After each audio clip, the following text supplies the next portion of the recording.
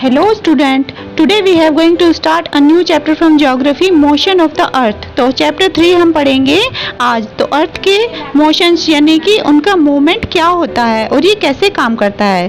तो इसमें दो होते हैं, रोटेशन एंड रेवोल्यूशन। तो अर्थ दो तरह से मूव करती है, एक रोटेट करती है और दूसरा रेवोल्यूट करती है। तो दोनों को हम देखेंगे कि अर्थ के दो मोशंस किस तरह से होते हैं। मोreover इट इज़ ऑफन क्वेश्चनाइज, ये क्वेश्चन है कि अर्थ पर क्रिसमस समर्स में ऑस्ट्रेलिया में क्यों होता है।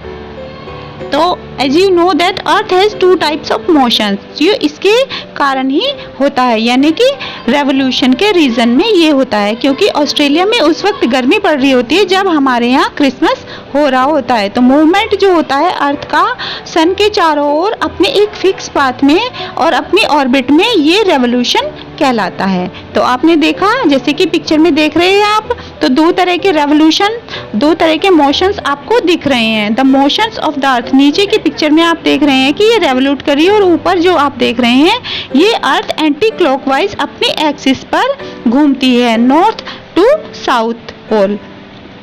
और इसी के रीजन में हम 24 हार्स का एक दिन क्रिएट करती है अर्थ, जो अपने यहाँ पर रहने वाले लोगों के लिए। अर्थ rotates once in about 24 hours with respect to the sun and once every 23 hours 56 minutes and 4 seconds। तो ये अर्थ जो है अपना डिस्टेंस कवर करती है पूरे दिन का एक 24 हार्स में, यानी कि डे और नाइट दोनों में। एक बार जब एक दिन हो जाता है तो अर्थ अपनी एक्सिस पर पूरा एक बार घूम चुकी होती है। आप देखेंगे कि अर्थ ये एंटी क्लॉकवाइज घूम रही है अपनी एक्सिस पर, नॉर्थ टू साउथ। तो इसके क्या इफेक्ट होते हैं, ये 24 टाइम जोन होते हैं एक 24 हार्स में। इसी तरह हमारा दिन और रात लगातार होते हैं। It causes high and low tide twice a day.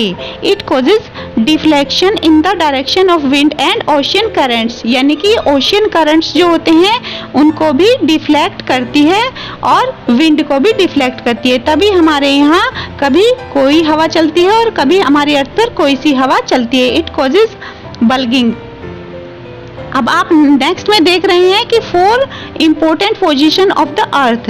तो आप देखेंगे पेज नंबर 28 अपनी बुक में जो डायग्राम है वो यहाँ पर दिख रहा है। तो स्प्रिंग इक्विनॉक्स जो कि मार्च 20 to 21 में होता है, यहाँ पर दिन और रात बराबर हो रहे होते हैं। और ऑटोमन इक्विनॉक्स होता है सितंबर 22 और 23 को, यहाँ पर भी दिन और रात बराबर होते हैं।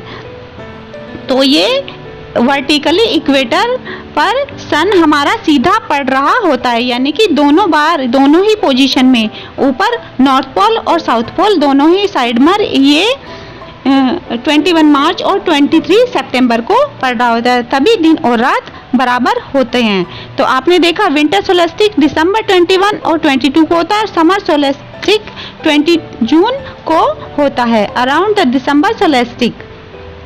इसके बाद आप देखेंगे कि डे और नाइट कैसे होते हैं।